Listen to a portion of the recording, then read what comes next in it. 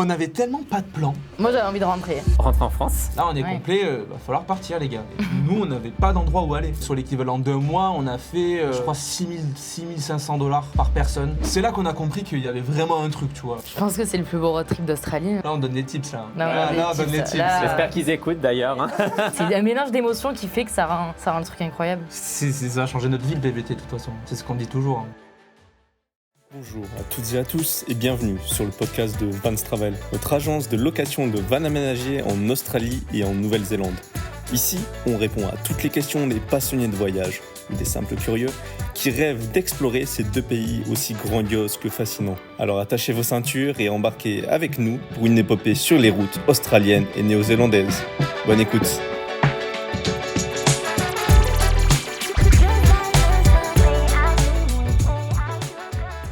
Alors bonjour, aujourd'hui on a la chance de recevoir Marine et Jérémy qui sont mieux connus sous le nom des expats sur les réseaux sociaux. Certains d'entre vous les connaissent peut-être déjà à travers Instagram ou TikTok.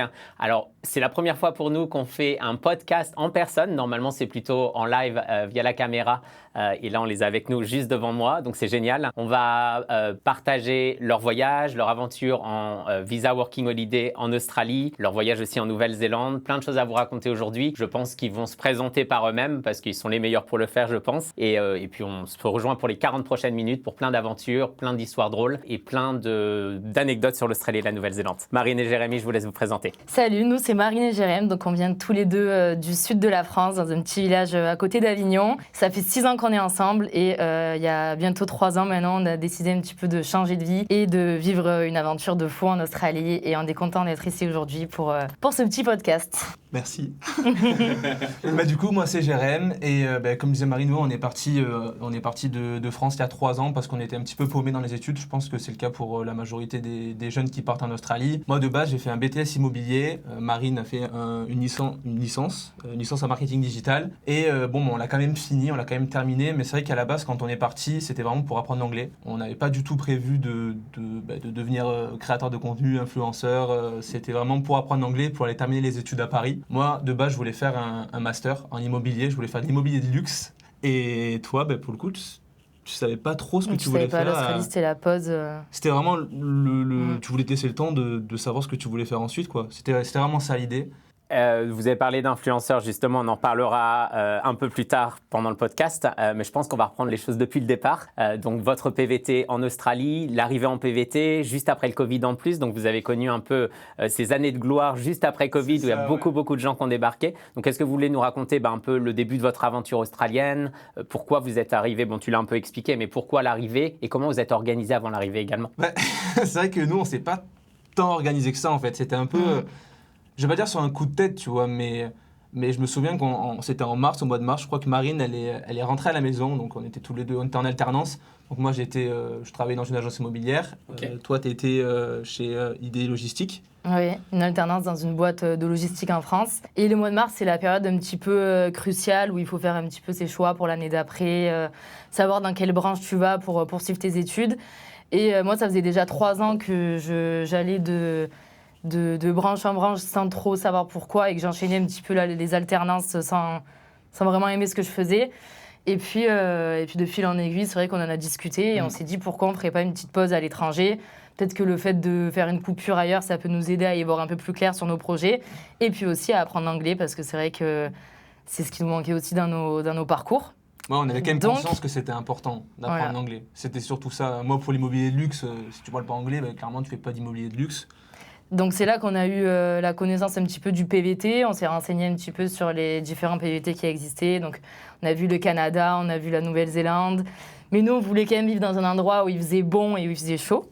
Donc on s'est dirigé vers l'Australie et on est parti le 17 août 2022 et c'est là que l'aventure a commencé, l'aventure du PVT. Il n'y a pas eu beaucoup de temps entre le moment où vous avez commencé à y penser et la prise de décision du départ. C'est vrai qu'il y a des gens qui organisent le PVT des années à l'avance, 12 à 24 mois pour organiser le budget et organiser la paperasse. Et vous, c'était genre en 3-4 mois, vous avez fait les valises et vous êtes parti. C'est à peu près ça. C'est vrai qu'en plus, on reçoit des fois des messages de personnes qui nous disent « Ah, mais moi, je suis trop intéressé. » J'y vais en 2027. Ouais. D'accord. On a même eu 2028. Ça paraît lunaire un peu, non? C'est nous, on a préparé ça. C'était 4 mois avant. On a fait vraiment en schlag, quoi. On a commandé commandé nos passeports, on a commandé nos permis internationaux.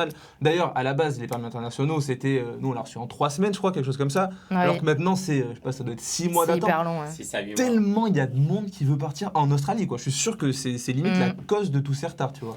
Ça, et puis à l'époque, il n'y avait quand même pas autant de contenu sur les réseaux sociaux. Moi, je me rappelle, Il y en avait la pas. seule chaîne YouTube qu'il y avait, c'était un petit couple qui avait fait des vidéos en ferme. Donc au final, on n'a pas trop pu se poser de questions. Et puis on a dit, bah go, on prend nos passeports. Et puis au pire, si ça nous plaît pas, on rentre. C'était plus facile, en fait. C'était limite mieux En fait, parce c'était que plus trop d'informations tue l'information finalement c'est des ça. fois. Là, il n'y en avait pas. Donc au final, on n'avait pas d'atteinte, même au niveau du salaire. Nous, au début, on s'était dit, bon, si on gagne 1 500 € par mois, c'est bien. Et au final, quand on est arrivé et qu'on a vu les salaires ici, on s'est dit, ah ouais. Ah, On c'était va revenir là-dessus justement sur les salaires et vos différents jobs. truc de fou. Ville d'arrivée, on va commencer par le tout départ. Donc vous sortez de l'avion, quelle était la ville d'arrivée? Quel est votre premier ressenti quand vous arrivez en Australie? Non, mais attends, d'abord, il y a une Alors, anecdote. il y a une anecdote, Il y a une hein, parler de la ville Parce que, d'arrivée. du coup, bon, je spoil, on est arrivé à Perth. Mais à la base, on ne devait pas du tout arriver à Perth. C'était pas du tout ça le plan. Ce qui s'est passé, c'est que donc on a pris nos billets à peu près 2 mois avant. On les a pris d'ailleurs sur le site. J'ai le droit de dire le site. Si tu veux. C'était sur le site Kiwi. Eh ben, les gars, ne réservez jamais sur le site Kiwi. Pire arnaque, ce truc. Parce que 2 mois, non pas 2 mois, 2 semaines avant d'arriver, là on reçoit, enfin 2 semaines avant de partir, on reçoit un mail. Ouais, votre vol a été annulé pour Darwin. Ok, bon ben, qu'est-ce qu'on fait maintenant? On voulait reprendre un vol. Le truc c'est que les vols pour faire, je crois qu'on avait 2 escales. Et au final, pour pouvoir retourner à Darwin, ça coûtait peut-être 1 000 €, tu vois. Donc on a dit, mais c'est impossible, on ne peut pas aller à Darwin. Donc qu'est-ce qu'on fait? On a regardé la ville la moins chère, et la ville la moins chère, c'était Perth, justement. Okay. Donc déjà, premièrement, on ne savait pas qu'il allait faire aussi froid, parce qu'en août, Oui. en Australie, il fait froid. C'est l'hiver. C'est l'hiver, il fait Parce froid. qu'à la base, on avait choisi Darwin, qui n'est pas du tout une ville commune pour arriver en Australie. Absolument pas. Mais c'était quoi, au mois d'août, c'était à peu près la seule où il faisait chaud. Donc on s'est dit, allez à Darwin. Au final, ça s'est pas passé comme ça. Les vols ont été annulés. On a été remboursé 6 mois plus tard. Enfin, longue histoire. Un an plus tard. Et c'est pour ça qu'au final, on est atterri à Perth. Et ça, c'est la magie du PVT, parce que ça se passe jamais comme on l'a prévu. Donc, c'est aussi ce qui fait partie de l'aventure, quoi. Et votre premier ressenti quand vous sortez de l'avion, les premiers jours, les premières heures? Jérémy rigole. Qu'est-ce qui se passe? Moi, j'avais envie de rentrer. Rentrer en France? Ah ouais. Premier soir, je me rappelle, grosse dépression. Déjà, il faisait froid. Moi, je pensais pas qu'il allait faire froid. Okay. Donc, dans ma valise, il y avait genre des débardeurs, des t-shirts, des shorts. Je crois que j'avais même pas pris de jogging. Donc, le premier truc qu'on a fait, c'est d'aller acheter des vêtements chauds, tout simplement. Et deuxième chose, le fait d'arriver, j'avais vraiment conscientisé le truc. Le fait que ma famille était loin de moi, que maintenant, on allait vraiment devoir un petit peu se débrouiller, entre guillemets. Et là, je sais pas, il s'est passé quelque chose dans ma tête qui a fait que je me rappelle le soir même, j'ai tout lâché. En plus, on est arrivé dans une auberge où genre la chambre, on aurait dit une chambre de prison. Vraiment, des auberges vraiment pas chères, sans fenêtre, des chambres privées, mais pas vraiment.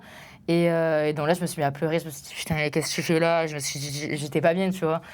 Et c'est aussi ça, la magie du PVT, c'est arriver dans un endroit, se sentir complètement paumé, mais au final, tu fais confiance un peu au destin et à ce qui t'arrive, et après, tu vis une putain d'aventure, quoi. De toute façon, t'as pas le choix. Donc pour moi, mon arrivée, c'était ça, en tout cas. Moi, de toute façon, je suis pas prise de tête, donc moi, je suis arrivé, j'étais content, je me suis dit... Lui me faisait des câlins, il me disait, ça va aller, ça ira mieux demain. Moi, je disais, mais ouais, ça va, j'étais content, moi, tu vois, enfin... Déjà, rien que le jour où elle m'a dit, viens, on part à l'étranger, tu sais, tu me connais, je suis pas prise de tête, je me dis, moi je fonce quoi, des fois je réfléchis pas, elle me dit, allez, viens, on part à l'étranger, ok, on part à l'étranger. Let's go. On est arrivé en Australie, ben, trop bien, on est arrivé en Australie, et le truc c'est que en fait j'étais mal parce qu'elle était mal. Ouais. C'était ça. Après, c'était le premier soir, tu vois, on était fatigués. Je savais très bien que ça allait aller mieux, mais ouais, quand t'arrives, tu te fais arnaquer par le taxi, après t'arrives dans ta chambre, c'est une chambre de prison, t'as un lit, rien d'autre. Et après, tu rencontres un mec qui te dit, ah, vous arrivez en couple? Ah ben bonne chance, parce que les couples en Australie, ils tiennent pas. Donc tu vois, c'est tous ces trucs-là qui ont fait que le premier jour, on était là, bon. Qu'est-ce qu'on fait? Ouais, clairement. Mais c'est bien parce que c'est souvent romantisé sur les réseaux et les gens romantisent un peu l'histoire. Et c'est bien d'entendre justement que t'es arrivé, t'étais pas bien, tu pleurais, t'étais un peu en dépression et finalement ça a pas continué comme ça. On va en discuter, premier jour n'est pas révélateur de toute ton aventure. Non, pas du tout. Exactement. Et je pense qu'il faut aussi persévérer pour pouvoir avoir toutes les belles aventures que vous avez eues, quoi. Donc vous avez cherché du travail dès que vous êtes arrivé en PVT ou vous avez commencé par voyager? C'est quoi le début de l'histoire pour vous? Direct travail. Moi je travaille le 2e jour.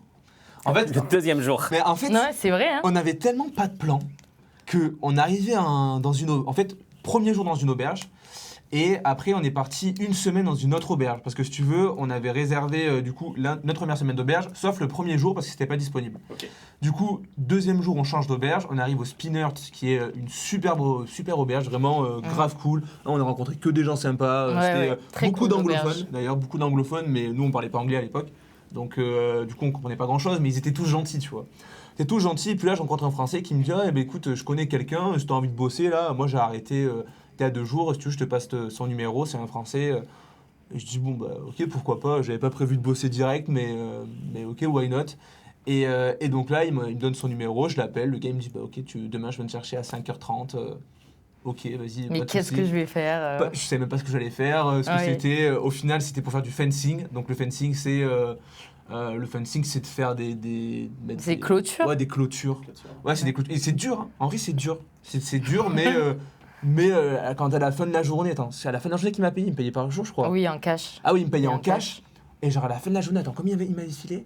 Je crois qu'il m'a filé un truc comme 250 balles. Le gars, il me file 250 balles, donc en euros, ça fait genre du 140 €, un truc comme.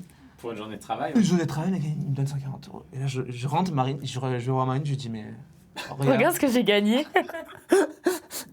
Et là, il y avait plein de billets jaunes, mais elle me dit, mais c'est quoi ce bordel? Et du coup, j'ai travaillé une semaine là-dedans. Pendant ce temps, Marine, elle était pas bien d'ailleurs, parce qu'elle était toute seule à l'auberge. Ça a un peu aggravé la situation. C'est ça, en Ah, plus. ça va. le- Non, mais en plus- n'exagère Ah, pas. mais le cliché de la femme qui reste à la maison.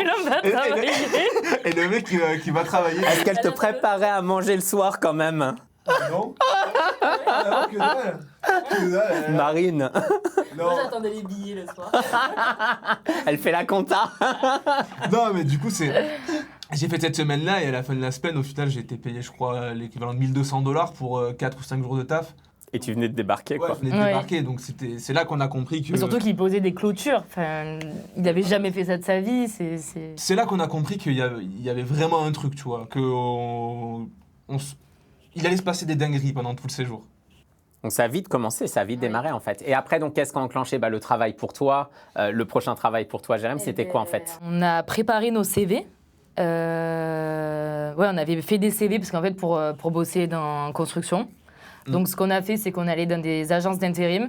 Ok. Première agence d'intérim qu'on fait avec nos petits CV préparés là. On lui dit qu'on est très motivé pour travailler avec notre anglais plus que bancal parce qu'en réalité, on parlait pas trop anglais. On venait de passer notre white card. Oui, c'est vrai. On venait Aussi. de passer notre white card pour bosser en construction. Donc, on remplit les documents que l'agence nous donne. Et je me rappelle, on n'avait même pas fini de les remplir, qu'elle vient nous voir et qu'elle nous dit j'ai un job pour vous. Et on dit ah bon, mais c'est quand? Enfin, on commence quand? Elle nous dit demain si vous voulez. Ok. Et tous génial. les deux. Parce qu'aussi, on avait précisé que nous, Qu'on on voulait voulait bosser à bosser deux. tous les deux. Et ben, ça, c'est aussi l'avantage quand t'es en Australie, c'est que tu peux bosser à deux en fait. Genre, c'est- Assez facilement quand même. Ouais, assez facilement. Disons qu'ils ont l'habitude des backpackers, des couples et tout ça. Ici, en vrai, c'est vrai, c'est quasiment que les backpackers qui font les boulots de merde, que ce soit en construction pour faire le nettoyage des chantiers ou Ouais. pour même travailler en restauration. Les Australiens, ils veulent pas travailler en restauration. vraiment, Donc, c'est vraiment que les backpackers et que les étrangers, quoi, ceux qui sont en working holiday. Et du coup, ils ont tellement l'habitude que ça leur pose pas de problème de faire bosser des couples. Et donc là, c'est pour ça que le lendemain, enfin, elle nous dit Donc vous en commencez 1 heure, demain, on a trouvé notre premier job quoi. Alors explique-moi le job, Marine. Alors, le job, c'était du coup, on était sur un chantier de construction. En fait, c'était des appartements qui étaient en train de se construire. On passait un petit peu l'aspirateur, le balai, enfin, rien de bien compliqué. Et puis moi, au bout de quelques jours, j'ai eu une super promotion. On m'a mis dans l'ascenseur du chantier. Et mon job, c'était d'appuyer sur les boutons de l'ascenseur pour mener les mecs du chantier à leur étage. Voilà, j'avais mon petit tabouret, j'avais les niveaux. Et puis, je faisais ça pendant 10 heures, payé 59 $ de l'heure le samedi, quoi. Et t'as fait ça combien de temps? Alors ça, je l'ai fait pendant 2 semaines, et 2 après, semaines. j'ai quand même repris mon petit ménage, quoi. Moi, ce que je devais surtout porter des charges lourdes. Donc en fait, moi, ça m'allait parce Oui. que je voulais rester en forme. Donc je me suis dit, c'est l'occasion. Tu faisais ton sport Ouais, je faisais mon sport Ouais. au chantier. Et donc ça, on a fait ça pendant bien un mois, même un peu plus. Ok. Et Et ce qu'il faut savoir, c'est qu'à la base, la mission ne durait que 2 jours. ouais. Elle durait que 2 jours, mais nous, on voulait tellement travailler que tous les 4 matins, on allait voir le manager, on lui disait « Ah, est-ce qu'on peut rester, est-ce qu'on peut rester ?» C'est même pas tous les 4 matins, c'est tous les jours. Oui, tous les jours. Tous les jours. Et on a fait tirer 1 mois, au final. Pas mal. Et donc, il y a eu un autre job derrière, j'imagine. Ouais, bah en fait, si tu veux, donc ça s'est passé dans des conditions un peu particulières parce que déjà on travaillait donc tous les jours, donc ça c'était cool, mais en même temps il y a eu tu sais, l'arrivée de tous les nouveaux backpackers parce que nous on fait partie un peu de la, pas de la première vague, mais on va dire la deuxième vague de backpackers qui est arrivée après le Covid. Ouais. Et du coup, il n'y avait pas encore tant de monde que maintenant. Il y avait, les auberges, elles étaient encore à prix, à des prix normaux. Oui. Il y avait pas, elles n'étaient pas blindées, tu vois. Et du coup, quelques jours après notre arrivée, c'est là que ça a commencé à se remplir. D'un coup, en fait, début septembre, à la rentrée, quoi. Et là, on a commencé à galérer à se loger.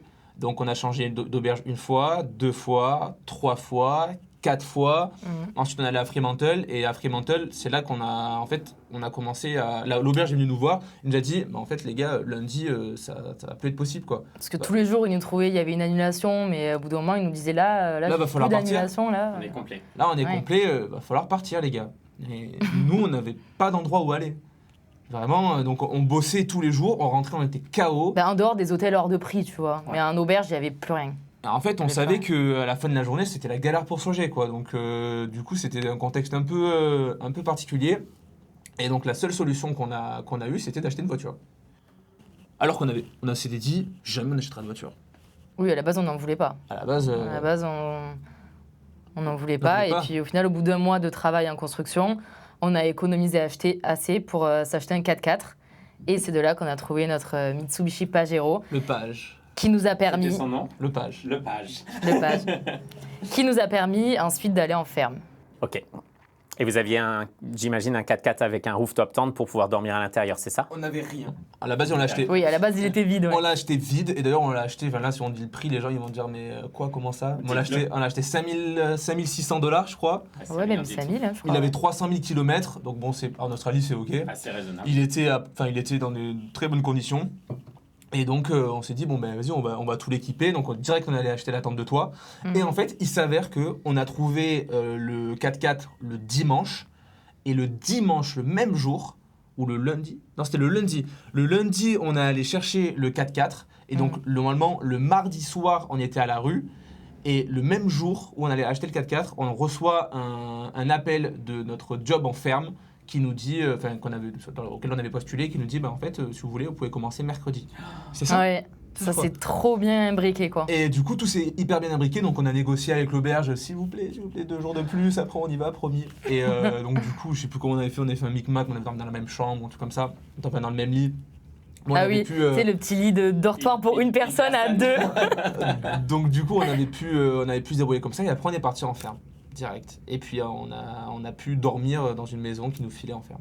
Et mais c'est incroyable, parce que quand j'entends votre histoire, en fait, le jour 1, il y a un peu de dépression, le jour 2, tu as un boulot, la deuxième semaine, vous avez un deuxième boulot. Ah bah, c'est l'ascenseur émotionnel, du coup. Mais c'est dingue, ascenseur émotionnel, mais les choses se sont hyper bien imbriquées pour vous, quoi. C'est des petites galères, mais finalement, pas mal, quoi. Ouais, non franchement, mais c'est ce qui fait aussi la beauté de l'aventure, tu vois. Mais c'est vrai que quand on y repense, en soi, le premier mois et demi, Il faut s'accrocher quand même, hein, parce que... pas facile, tu vois. Il faut avoir un moral d'acier. C'est vrai, quelqu'un qui est un peu trop jeune quand il arrive ici et qui n'a pas toutes ces expériences et ce vécu, vous n'aviez pas 18-19 ans, vous aviez 22, 23, c'est ça? Ouais, donc vous aviez quand même un minimum d'expérience dans le travail et vous étiez Et on était deux, Les ouais. gens qui arrivent seuls, des fois, je me dis, ça doit pas être facile. Hein. Surtout que maintenant, quand la même. moyenne d'âge, c'est de plus en plus tôt, j'ai l'impression. jeune, On a 18 ans, il sort des études Australie, quoi. Ouais. Et moi, respect. Hein. Et vous avez enchaîné dans le coup, on va pas parler de tous les jobs parce que sinon on va faire un podcast de 3h30, mais vous avez enchaîné, j'imagine, pendant cette année, différents jobs avec du travail entre les deux. Comment ça s'est passé pour la suite? Alors, Vas-y, raconte. pourquoi tu rigoles? Non, bah, raconte les galères encore. Les galères qui arrivent. Oui, donc après le job en ville, en construction, donc c'est là qu'on a trouvé le job en ferme. C'était à 1h30 de Perth à l'ouest, donc dans les terres. Là, c'était un job dans une ferme de foin qui s'est très bien passé. Enfin, c'était un petit peu particulier parce qu'il n'y avait pas beaucoup de travail. Donc, la grande majorité de la journée, je dirais 70% du temps, on ne faisait pas grand-chose. On regardait Netflix. Et vous étiez payé pour ça? Et on était payé pour ça. Bon, c'est pas mal. Mais le Voilà. truc, c'est qu'au début, on essayait de trouver des choses à faire en fait. On allait le voir tous les jours, on allait là, mais maintenant qu'est-ce qu'on fait? Donc on essayait d'avoir toujours un balai à la main, tu sais, histoire de passer un petit coup, jusqu'au moment où on s'est rendu compte qu'en fait c'est pas ce qu'ils attendaient de nous, Non. ils nous attendaient juste qu'on fasse le travail qu'il y avait à faire au moment donné. Ok. Donc on a juste arrêté de se fatiguer, on a bossé, et jusqu'au jour où le manager vient nous voir au bout d'1 mois, sachant qu'on avait signé une mission pour 3 mois, et il nous dit désolé, vous l'avez sûrement vu, mais il n'y a pas assez de travail, la saison elle est pas bonne, donc vous partez demain. Et nous, on a dit comment ça, on part demain, tu pouvais pas nous prévenir avant. Enfin, on avait le logement, on avait rien quoi, du jour au lendemain. Frigo plein aussi. On venait de faire les courses, frigo plein. Ah, ça c'est... Et ouais, en fait, c'était pas prévu. Nous, on était en train de faire des sous parce que ce qu'on n'a pas dit, c'est qu'on était extrêmement bien payés. En tout cas, pour l'époque, on était à $31 de l'heure en full time. Donc, on cumulait des congés payés aussi. Et juste après Covid, c'était très bien. Ouais. Donc, voilà. du coup, sur l'équivalent d'1 mois, on a fait, parce que ça, je pense que ça doit intéresser certains, combien on a gagné. On a fait, je crois, sur 6 semaines, non, sur 5 semaines. En clair, on était à, je crois, $6 500 par personne sur le mois. C'est énorme. Je crois que c'est sur quelque chose le mois. sur le mois, semaine, ouais. sur 1 mois. Et après, on a en plus les congés payés, et vu qu'on travaillait 12 heures par jour, on a eu, je crois, peut-être $1 500 de congés payés en plus. Enfin, c'était mais n'importe quoi. On avait la maison en plus de. Ah oui, la maison de gratuite. fournie. Ouais. Franchement, c'était le job trop bien, donc on était trop contents. On était en train de mettre énormément de côté. Enfin, tu te rends compte, mettre 8 000 euros ou 9 000 euros de côté, même plus 10 000 euros de côté. En 6 semaines. Ouais, c'est énorme. En 5 semaines, quoi. C'est un truc de fou. Et donc là. Le rêve qui s'effondre en fait. Hein. Nous, on se voyait partir en road trip après. Finir nos fermes et partir en road trip. Et puis là, il nous dit non, il n'y a plus de travail. Heureusement, en lisant les petites lignes du contrat, ce qui est très important, on s'est aperçu qu'on avait droit à 1 semaine de préavis. Okay. Donc on lui a dit non, tu peux pas nous virer comme ça. Donc on est resté 1 semaine de plus et ça nous a permis de trouver un autre job dans le même village parce qu'on voulait vraiment rester dans ce village, on se sentait trop bien. On avait la salle de sport, c'était un petit village dans le bush, hyper accueillant. On avait notre routine en fait. Voilà, on avait notre routine et on a trouvé ce nouveau job dans la même ville, donc chez CBH, donc c'est la plus grande entreprise de grains dans le Western Australia. Là on donne des tips là. Là, on donne des tips. J'espère qu'ils écoutent d'ailleurs. Hein.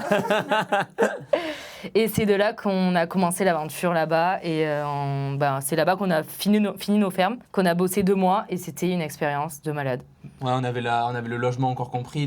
En plus, là, encore une fois, on a eu beaucoup de chance parce que... On a eu de la chance, ouais. Il y a une part de chance parce qu'on avait le logement, on avait une chambre d'hôtel, on avait le restaurant, on avait $50 de... Donc pour des fermes, c'est royal. Par personne, par jour pour manger au restaurant. On avait un manager incroyable qui nous laissait faire des heures sup, alors que normalement, tu vois, c'était 9 heures par jour, elle nous laissait faire 12 heures des fois, donc on s'en est mis encore plein les poches, quoi. Ah, oui, on a fait... on gagnait... mais j'ai plus les chiffres en tête, mais ce que je sais, c'est qu'au final, sur les 3 mois, je crois qu'on a gagné $45 000 à 2, un truc comme ça. Dans un truc, mais c'est indécent, tu vois, quand tu arrives de France, que nous, on pensait être serveur et se faire gagner 1 500 euros par mois. Au final, on se fait quasiment 4 000 euros chacun. On se fait un salaire de cadre. Clairement, on se fait des salaires de cadre. Pour un job qui ne demande aucune compétence. Donc du coup, expérience encore de fou. Mais encore riche en rebondissements, tu vois. Comme on dit toujours, que des rebondissements encore. Mais c'est bien parce qu'on entend quand même que pendant cette expérience, il y a des galères, mais il y a des choses de fou, comme vous dites. Enfin, tu trouveras jamais en France un job en ferme où on va te donner $50 à dépenser au restaurant, on va te loger dans une chambre d'hôtel. Ça n'existe pas. Donc, avec un peu de volonté et puis des recherches comme vous avez fait, il y a des choses, quoi. Il y a des choses qui peuvent se passer. C'est la preuve. Vous en êtes la preuve, quoi. Et du culot. Du culot, ouais. Il faut pas baisser les bras. Beaucoup de culot. Hein. Tu vois, quand j'en vois certains qui nous envoient des messages, qui veulent qu'on leur trouve nous-mêmes, limite un taf en ferme, quoi, mais genre trouvez-moi un boulot, quoi, ou alors tu sais t'envoies 1000 CV, mais pourquoi faire en fait 1000 CV, tout le monde envoie des CV, déplace-toi, va voir les gens, va voir les entreprises, relance, nous c'est ce qu'on a fait, hein. Ouais. Nous on allait à la mairie, on allait demander toutes les fermes qu'il y avait autour, on allait voir le manager en tenue de boulot. Et on a demandé à voir le manager, elle n'était pas là, on a attendu 1 heure pour qu'elle revienne, il faisait 40 degrés, il faisait une chaleur à mourir.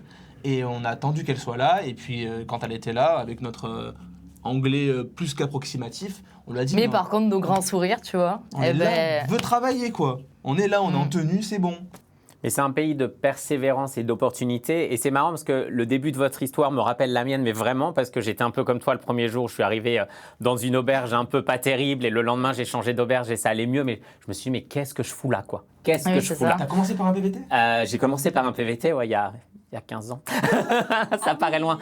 Et je suis arrivé à Melbourne, il pleuvait à verse, l'auberge était hyper bruyante, c'était pas terrible. Je suis arrivé au milieu de la nuit, mais je me suis dit, mais vraiment, en plus, j'arrivais de la Thaïlande où j'avais des petits bungalows pour 10 $ et là, tu te retrouves dans une auberge à 50, tu sais, et avec des gens qui ronflent. Et je me suis vraiment dit, qu'est-ce que je fous là, quoi. Enfin, et c'est pareil, tout s'est très vite enchaîné pour moi. Et votre histoire, je me reconnais vraiment en cette histoire parce que les jobs d'opportunité de job, c'était pareil que vous. J'y allais tous les 3 jours. Est-ce que je peux parler à la manager? Je veux travailler là, il n'y a pas de boulot. Ok, je reviens dans 3 jours, je recherche du boulot. Mais tu es déjà venu? Oui, je suis déjà venu. Non, et tu reviens la 3e fois, il te file un job. Donc, je pense qu'il ne faut pas baisser les bras, il faut pousser. Et je pense que c'est un pays d'opportunités, quoi.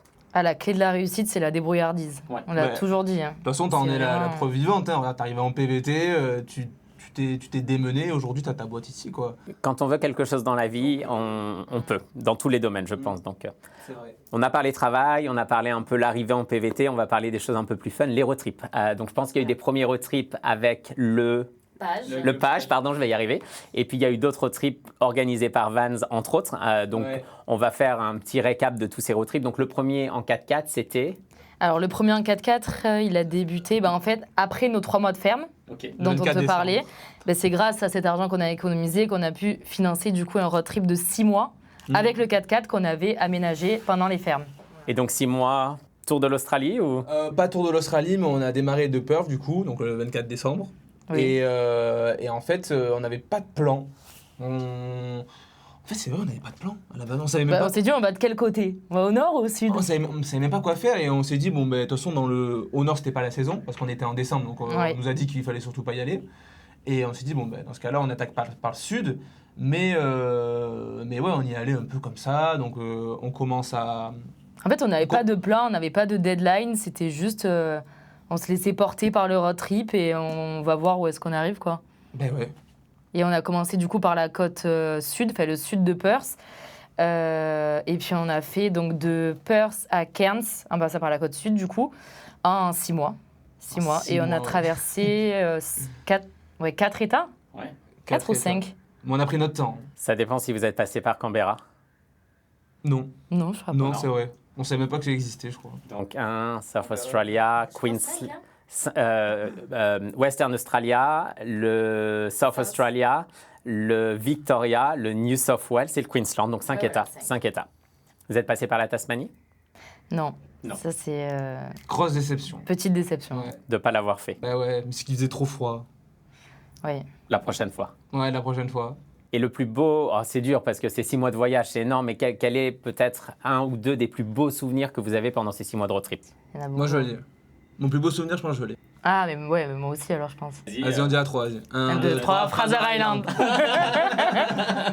Non, Fraser Island, incroyable. Après, il y avait, tu sais, c'est impossible de choisir. C'est la côte sud, c'est tellement différent du. Tous les États sont hyper différents, mais la côte sud, c'était vraiment un gros coup de cœur parce que c'est hyper sauvage. C'est la côte est, hein, Fraser Island. Oui, non, mais oui, là, en gros, un des plus beaux souvenirs, c'est Fraser Island, mais ce qu'on a aussi adoré, c'est la côte sud parce que c'est hyper différent, c'est hyper sauvage. Oui. Ce que tu fais en. Enfin, je pense que c'est le mieux de le faire en 4x4 parce qu'en van, tu peux louper pas mal de choses. Parce que clairement, que ce soit le parc national d'Entrecasteaux, les dunes de Yegaru, Oui, parce qu'on était en mode aventure aussi. ou même Kangaroo Island, enfin, même quand tu traversais la Null Arbor où t'as rien pendant des centaines de kilomètres, alors c'était incroyable, en vraie expérience de fou. Donc Fraser Island, pourquoi? Fraser Island parce que c'est une île incroyable, hyper sauvage, que la route principale, c'est la plage, et tu as 80 km de plage à traverser pour aller à l'autre bout de l'île. Une sensation de liberté, mais inégalable. Des paysages à couper le souffle. Je pense que c'est le package complet, en fait, qui a rendu le truc incroyable. C'est clair. On va renverser la question dans l'autre sens. La plus grosse galère pendant ces 6 mois. Le truc, vous êtes dit, c'est bon, on arrête tout, on en a marre là. Bon, on n'a pas eu de si grosses galères que ça. On a eu des petites couilles, tu vois, des petits trucs, des petits problèmes par-ci par-là, où à un moment on pouvait plus rentrer dans la caisse. Ah oui, on pouvait plus rentrer dans la caisse parce qu'il y avait le truc de l'alarme qui avait tu sais, dans le WA, tu as les véhicules qui sont équipés de clés. Un système d'alarme. Système là, d'alarme. Ouais. Et en fait, le truc ne marchait, le bip ne marchait plus. Et comme on n'était pas dans le WA, bah, en fait, il y avait personne qui pouvait nous changer la clé. Donc on a dû laisser la voiture chez les garagistes pendant 2 jours. Enfin bref. Ah oui. En plus, on était à Early Beach. À Early Beach, ouais. Donc vu qu'on n'avait pas le droit de dormir à Early Beach, on avait dû demander au garagiste de nous sortir la voiture du garage. On avait dormi avec notre rooftop tent. À Early Beach, sur le Beach. parking du garage. Genre vraiment, c'était... Le truc à ne surtout pas faire, tu vois. Et en fait, au final, on s'est pas pris d'amende. Il y a pire endroit pour être bloqué quand même. Oui. Ouais, il y a pire endroit. Ça va. Mais sinon, on n'a pas eu tant de galères que ça. Après, c'est la fatigue surtout, à la fin. Oui. Surtout à la fin, parce que 6 mois, quand j'y repense, on a vécu 6 mois dans la bagnole, quoi. 6 mois à dormir dans une tente de toit et à vivre collé dans 2 mètres carrés, au bout d'un moment, oui, c'est fatigant. Et vous êtes une belle preuve humaine parce que vous êtes toujours ensemble. Exactement. Ouais. C'est un bon test. On aime bien dire que c'est un bon test. C'est ce qu'on te dit, ouais. Crash Ouais. test. Mm. Soit ça passe, soit ça casse. Et après, en autre petite galère, bon, encore une fois, c'est un super souvenir, mais je dirais que c'est le jour où on est resté bloqué dans des dunes. On a voulu s'aventurer dans les plus grandes dunes du Western Australia en 4x4, avec pas ou peu d'expérience en off-road. Et ben, évidemment, quand tu te retrouves face à une dune comme ça, une montée comme ça, du sable ouais. hyper mou, et que tu sais pas comment conduire, ben, tu te retrouves bloqué. Au final, les Australiens sont venus nous aider, Comme donc d'hab. tout s'est bien passé, Les mais, Australiens, toujours là un pour, très bon souvenir. Bon, c'est une vraie inspiration parce que quand même, vous avez travaillé 4-5 mois au total, 5 mois plein temps et vous avez pu sponsoriser derrière un road trip de 6 mois. Donc, c'est Ouais. complètement dingue, quoi. C'est un truc de fou. Et en plus, on a terminé, je crois qu'il nous restait encore quelques Bon, on a pu billets. s'acheter aussi un drone, un Ouais, appareil c'est- photo, enfin, Eh oui, c'est vrai ça a qu'on a- financé beaucoup de choses, quoi. On a acheté tout le matos électronique. Hein. T'as Ouais. raison, j'avais oublié ça. Donc, un PVT incroyable finalement. La conclusion du PVT a quand même été géniale, quoi. Exceptionnel. Vraiment, c'était pas du tout prévu. On n'était pas venu pour ça et on repart avec des souvenirs de fou, quoi. Puis c'est là que tout a démarré, surtout. Hein. C'est là que notre histoire, que Mm. ça a changé notre vie, le PVT, de toute façon. C'est ce qu'on dit toujours. Hein. Et ça change souvent la vie de beaucoup de gens, quoi. Bah, ça a changé la mienne aussi et je pense que ça change la vie de dizaines de milliers de personnes qui viennent ici. Ça te fait mûrir vite, en fait, parce que toutes ces galères, etc., en plus, te font grandir, quoi. On se rend pas compte de ça, en fait, avant de venir.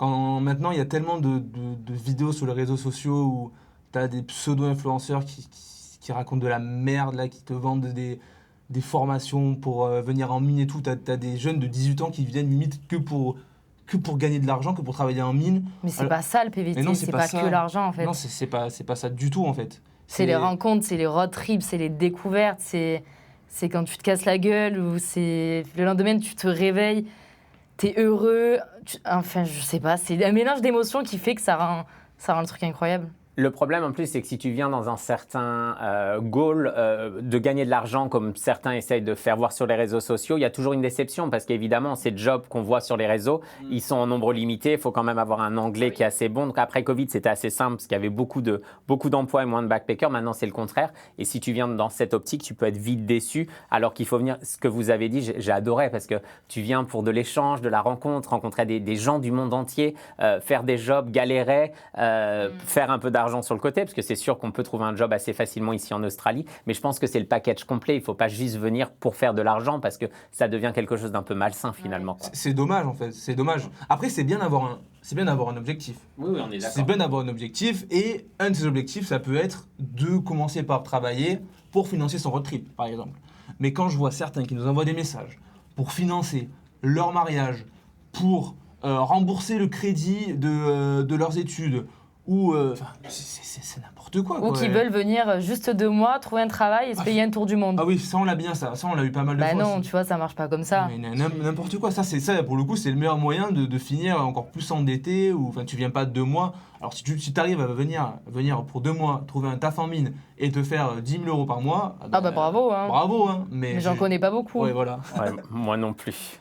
On va revenir sur le voyage maintenant. Donc, il y a eu 2 voyages assez extraordinaires récemment pour vous. Un qui vous a énormément marqué. Alors, il y en a peut-être eu d'autres depuis, mais c'était la Nouvelle-Zélande. Donc là, vous l'avez fait encore une fois dans une voiture, mais un peu plus petite. Un spaceship, voilà exactement. Qui est un monospace, je ne trouve plus mes mots. Un monospace aménagé, qui est un espace assez compact. Et vous avez voyagé pendant 5 semaines, presque 6 semaines sur les 2 îles. Est-ce que vous voulez nous faire un petit résumé de ces 6 semaines ? Pouf, incroyable. Autre chose à dire. Vraiment, la Nouvelle-Zélande, c'est... L'Australie, c'est quelque chose. Mais la Nouvelle-Zélande, en termes de paysage, vraiment, c'est un truc de malade. En vrai, c'est un truc de malade. On n'avait pas forcément d'attente parce qu'on n'est pas trop du genre à se renseigner, tu vois. On n'avait même pas. En plus, encore une fois, il n'y a pas d'infos sur Internet, comme beaucoup de choses. Pas énormément, ouais. Beaucoup de choses en Océanie, il n'y a pas énormément d'infos sur Internet. Donc du coup, on est venu sans attente et clairement, c'était un truc de fou. Les paysages, ils sont à couper le souffle. On a commencé par l'île du Sud, on arrive à Christchurch et dès les premières heures de route, c'était c'était un spectacle. Tu prends claque sur claque à chaque virage, les montagnes, elles sont magnifiques. C'est des paysages qui n'ont strictement rien à voir Non. avec l'Australie, qui ont rien à voir. Et c'est, oui, je pense que c'est un de nos plus beaux voyages. Hein, T'as des clairement. glaciers, t'as des volcans, t'as des plages sauvages, t'as des fjords, t'as des otaries sur toutes les plages. Y a quoi Et les d'autre campings Et aussi. les campings, mais les campings, ils sont incroyables. Ouais. Vraiment, t'es en pleine nature, il n'y a personne. T'as une vue sur le glacier. Tu te réveilles au bord d'un lac, avec les montagnes derrière. Enfin, c'est une carte postale, la Nouvelle-Zélande.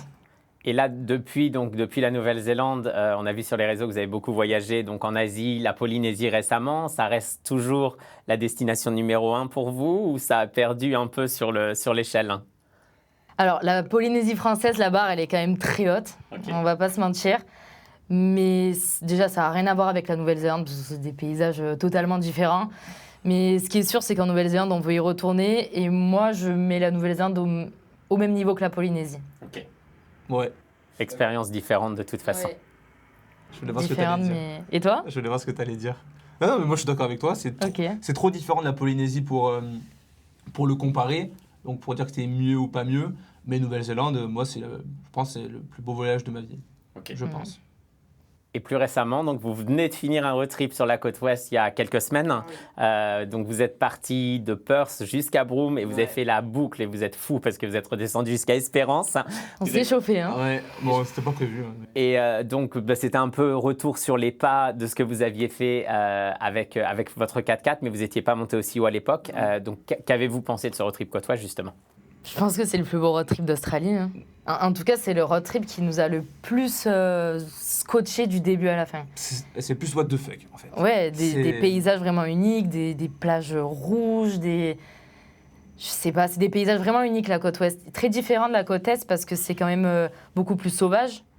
Et je pense qu'on préfère quand même ce côté un peu plus sauvage, où il y a moins de monde, où tu conduis pendant des heures sans forcément croiser quelqu'un. Non? Bah, si, je suis d'accord. Et c'est vrai qu'on avait peur de le faire en van, parce que c'est vrai que le road trip de la côte ouest, tout le monde en parle comme le road trip à faire en 4x4.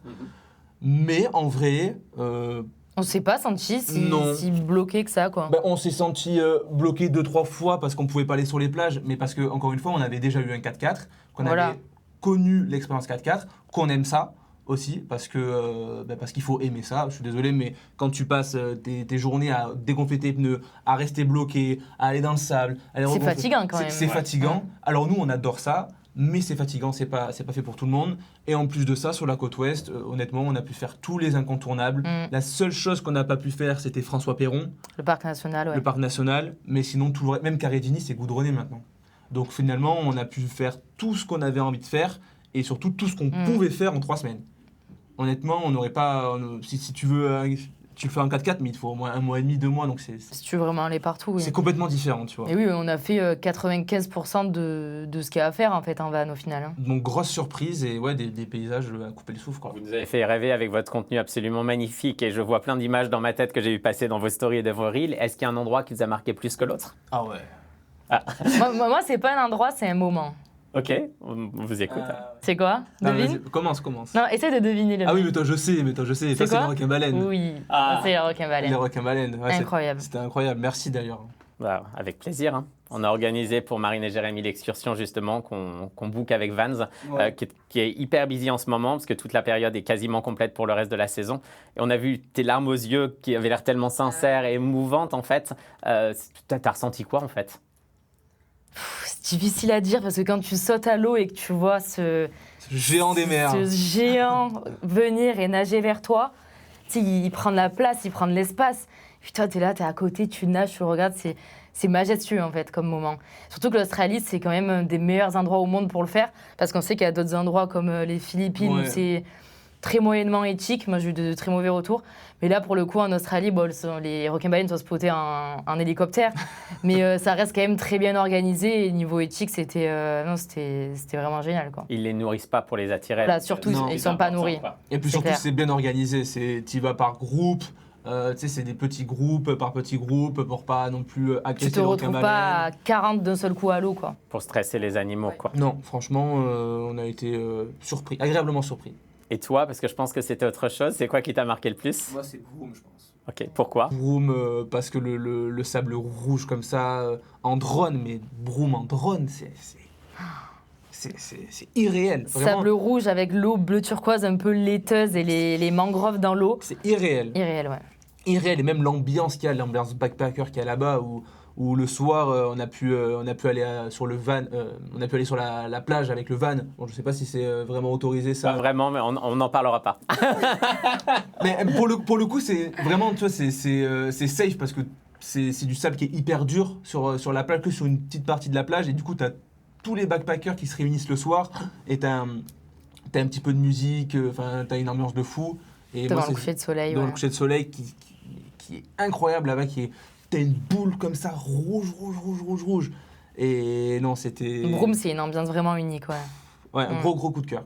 Je vais faire de l'autopromotion parce qu'on vient de lancer un vlog sur la côte ouest que Maxence a pris 2 mois à éditer. Et c'est vrai que, enfin, j'ai jamais été à Broome, c'est l'une des parties que j'ai pas fait. Et ma partie préférée du vlog, c'est ça, parce que comme vous avez dit, vu du ciel, le rouge, le vert, le bleu turquoise, et il y a l'air d'avoir une telle atmosphère, coucher du soleil, ça a l'air incroyable. Donc je comprends le gros coup de cœur pour Broome en tout cas. On va parler de la suite maintenant. On a parlé du passé, on va parler du futur.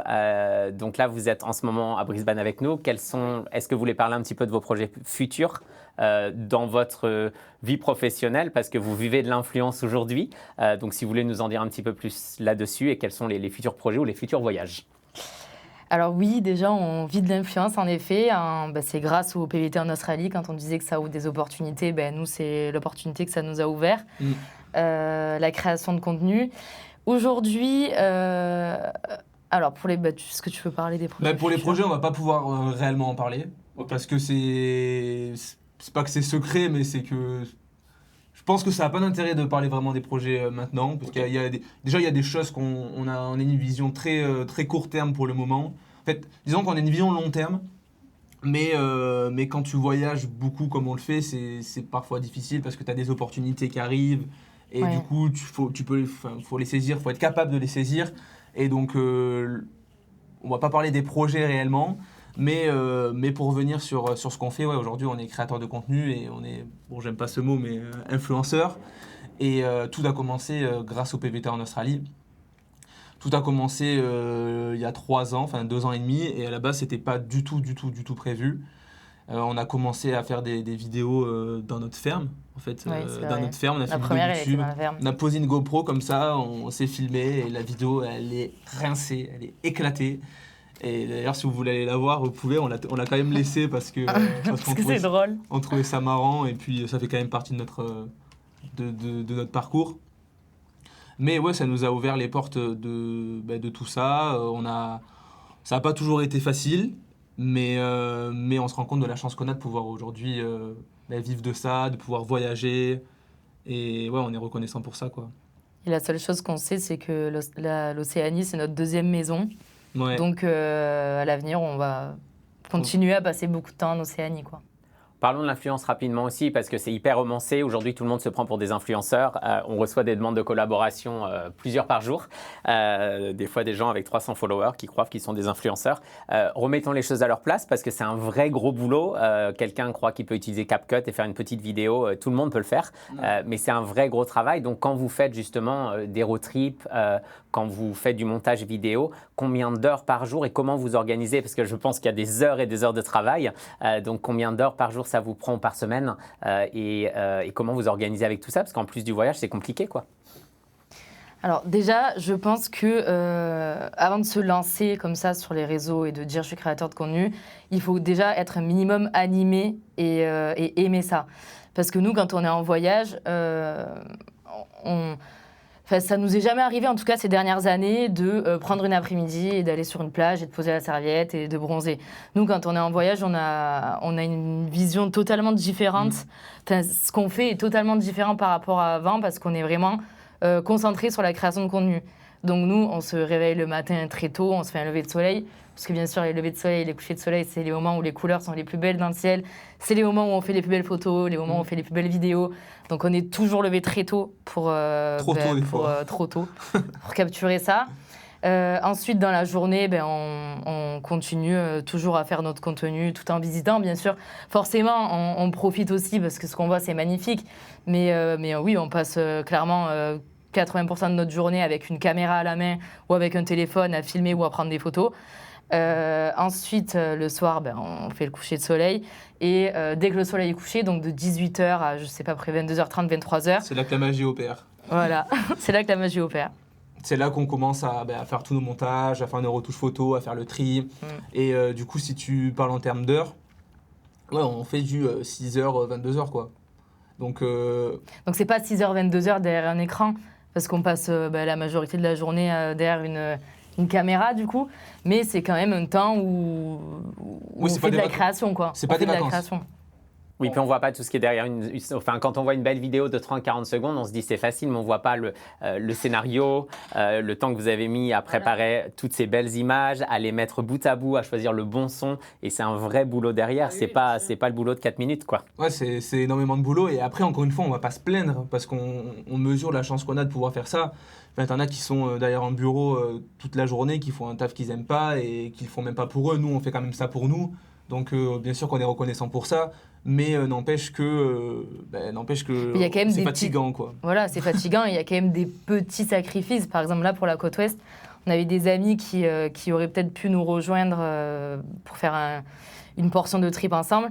Et on leur a dit, nous, les gars, on peut rester avec vous 2-3 jours, mais pas plus, parce qu'en fait, tout simplement, on va prendre trop de retard et on sait qu'après, niveau contenu, on ne sera pas bon. Après, on a aussi des exigences assez élevées envers nous-mêmes. Donc, on en revient à ce que tu disais. Il y en a qui se disent créateurs et qui prennent 2 photos et qui publient et voilà, c'est terminé. Et puis, il y en a qui essayent de faire les choses un peu mieux et qui passent beaucoup de temps.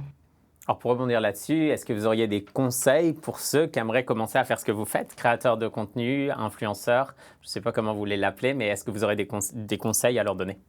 Déjà, ça serait commencer, comme disait Marine tout à l'heure, c'est être au minimum animé par ce que tu fais.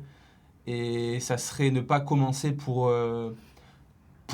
les abonnés, pour les vues, pour devenir influenceur, justement. Ça, c'est pas les bonnes raisons, je pense. Je pense que c'est pas les bonnes raisons, ouais. Je pense qu'il faut déjà essayer de faire, tu vois, essayer de prendre des photos, de prendre des vidéos, essayer de se filmer. Et il faut aimer partager, surtout. Il faut aimer partager. Il faut aimer partager, il faut aimer transmettre, il faut aimer créer. Mais il faut faire ça plusieurs mois. C'est pas juste je fais ça 3 semaines et je me dis c'est bon, je vais faire ça, je vais quitter mon job. Mais non, déjà fais-le plusieurs mois et vois si tu aimes ça. Parce que ça va peut-être pas marcher de suite en fait. Nous, ça va pas marcher de suite. Ça marchera pas de suite. Nous, ça a mis longtemps avant de marcher, quoi. Je veux dire, au début, on gagnait 0. On a fait ça pendant plus d'1 an en gagnant 0 centime, tu vois.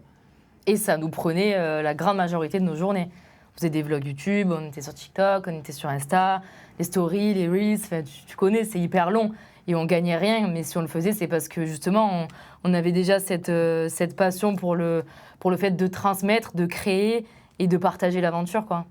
Et puis après, de fil en aiguille, quand tu fais les choses qui te plaisent, au bout d'un moment, ça marche, le travail paye toujours. Donc le mot un peu pour regrouper tout ça, c'est de commencer pour le plaisir et de prendre du plaisir et d'être régulier dans ce qu'on fait et de faire de la qualité. Et ça finira par payer un jour ou l'autre, comme pour vous aujourd'hui. Et d'être aligné avec soi-même aussi. Passion Très et important. persévérance. Okay. Est-ce que vous ressentez une certaine pression des réseaux sociaux par rapport aux gens à l'extérieur, des fois à vos followers, des gens qui vous envoient des messages pas très sympas, de la jalousie? Est-ce que vous ressentez ça ou pas vraiment? Alors, pour le coup, je pense que nous, on a de la chance d'avoir une communauté très, très bienveillante. Des messages de haters, je crois qu'on n'en a jamais reçu. Non. Ça nous est arrivé quelques fois d'avoir quelques commentaires sous des vidéos pas très sympas, on va dire. Mais après, quand tu fais des millions de vues, tu as forcément des gens qui ne sont pas contents. Et tu peux pas plaire à tout le monde, hein, de toute façon. Voilà, c'est ce qu'on a compris avec le temps, c'est que plaire à tout le monde, c'était plaire à n'importe qui. Et que tant que nous, on reste alignés avec nos valeurs, avec qui on est et avec l'image qu'on veut refléter, Bah, en fait, les gens qui sont pas contents, ils tracent leur chemin et puis c'est pas grave, quoi. On est d'accord. Bon, je pense qu'on aurait pu continuer le podcast encore 1 heure. J'ai encore plein de questions pour vous, mais il faut que ça touche à sa fin à un moment ou à un autre. On va avoir un petit jeu juste après, mais si vous aviez quelque chose pour un peu résumer ce qu'on vient de dire, si vous avez quelque chose à rajouter, on va parler de vos guides juste après. Mais là, parlons de ce podcast. Est-ce que tu as quelque chose que tu aimerais rajouter, Jérémy? Ce que j'aimerais rajouter, bon, en soi, on a quand même parlé de pas mal de choses, mais ouais, peut-être pour revenir sur l'Australie, moi, ce que je trouve important, c'est juste de venir pour les bonnes raisons. Parce qu'on reçoit trop de messages de personnes qui viennent et, encore une fois, comme on disait tout à l'heure, pour l'argent, et je trouve ça tellement dommage. Et il y a des gens qui repartent déçus parce qu'ils viennent pour les mauvaises raisons, et l'Australie, c'est une expérience à vivre, une expérience à part entière. Et ouais, juste venir et kiffer, quoi. Et se dire, voilà, je vais passer une partie de ma vie, je vais mettre une partie de ma vie entre parenthèses pour vivre des choses de fou. Donc ça va être dur, il y a des moments ça va être dur, mais aussi des moments qui vont être exceptionnels. Et je pense qu'il faut savoir prendre les bons comme les mauvais moments pour aller de l'avant, quoi. Et les road trips font partie des plus beaux moments Les road trips d'un avec PVT. Vans. Les road trips avec Vans. Je ne les ai pas payés pour dire ça. Et c'est vrai en plus. Non, mais faire des road trips... L'Australie, c'est un pays immense et il y a tellement de choses à voir. Les paysages sont ultra variés.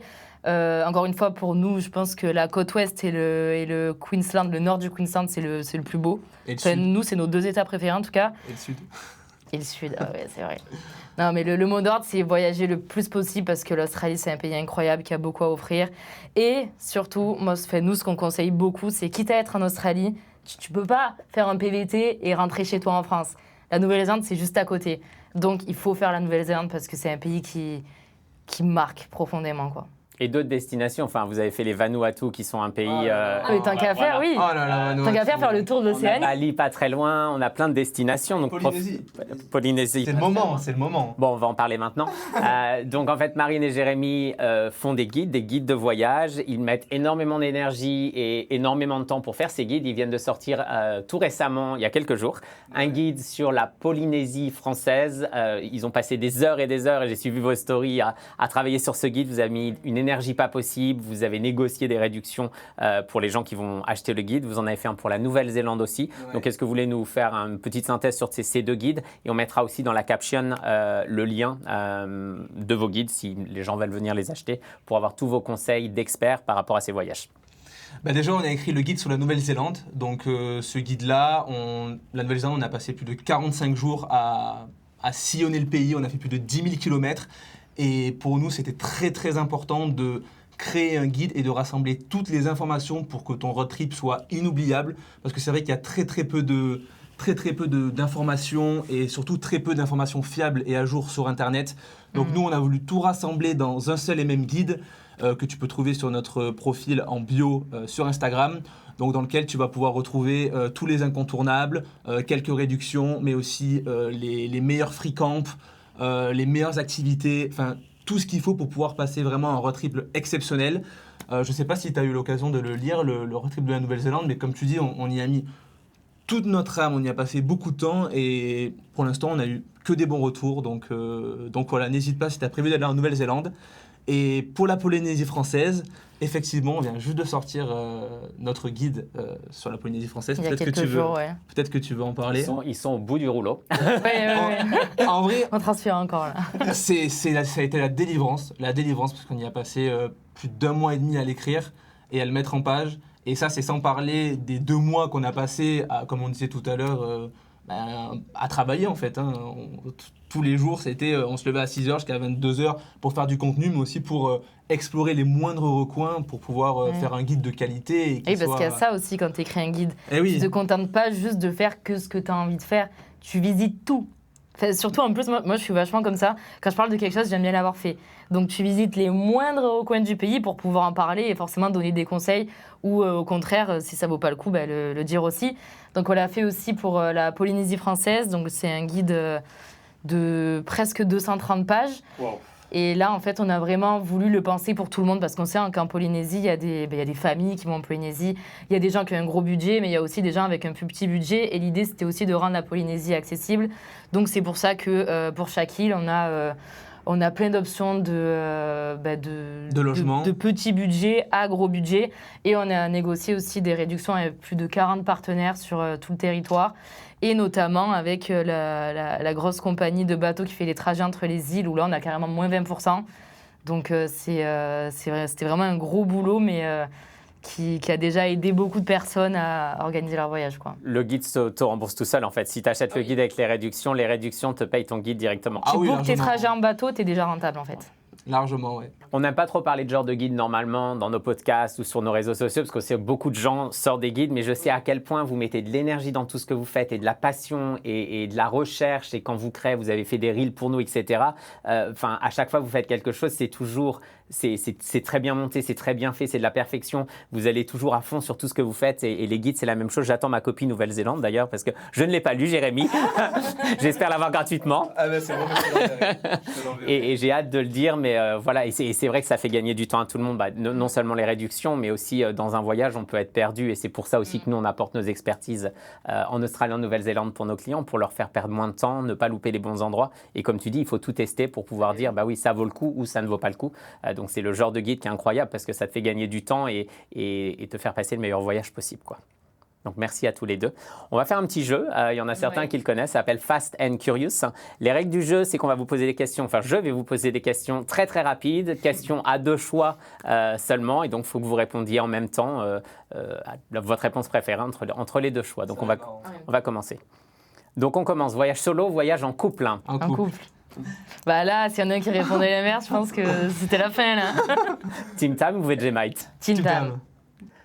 Dodo en van ou en hôtel? En van. Lever du soleil ou coucher du soleil? Coucher du soleil. Road trip Australie ou Nouvelle-Zélande? Nouvelle-Zélande. Oh putain, c'est dur. Pardon, j'ai bugué. Allez, peut-être Nouvelle-Zélande. Baignade en rivière ou en océan? Océan. Chill plage ou randonnée en montagne? Randonnée. J'ai hésité. Et du coup? J'ai hésité. En vrai, randonnée. Baignade en rivière ou océan? Océan. Douche froide ou pas de douche? Pas de douche. J'ai pas osé.